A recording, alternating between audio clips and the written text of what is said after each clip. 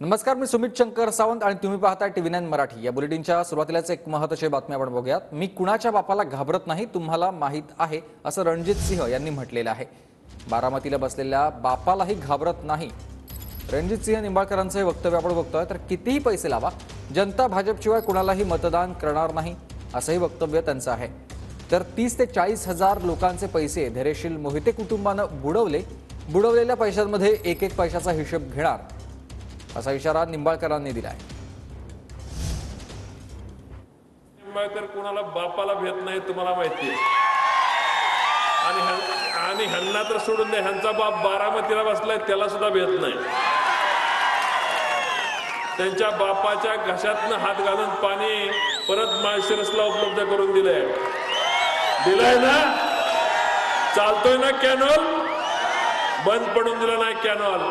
त्यामुळे ह्यांना ना ह्यांच्या बापाला भेट नाही, किती पाडायचा प्रयत्न करून द्या। रणजित सिंह नाईक निंबाळकर भेट नाही अजून, ह्यांना पण नाही। आणि बारामतीकरांना पण सांगतो, तुमच्यात ताकद आहे तर तुम्ही अजून पैसे लावा, अजून ताकद लावा। जे ही जनता भारतीय जनता पार्टीशिवाय कुणाला मतदान करणार नाही। 30 ते 40 हजार लोकांचे पैसे वेगवेगळ्या संस्थांमध्ये या आत्ताच्या उमेदवारांनी त्यांच्या कुटुंबियांनी बुडवलेले। आणि हे 40 हजार लोकांचे जरी आपल्याबरोबर राहिले असते तर आपण त्यांना मदत केली असती, लोकांचे पैसे द्यायला मदत केली असती, कारखान्यामध्ये आपण लोकांना पैसे द्यायला मदत केली, कारखाने त्यांना परत चालू करून दिले, एवढे पैसे करंट चेकने आपण त्यांना दिले। 30 ते 40 हजार लोकांचे पैसे यांनी बुडवले का नाही?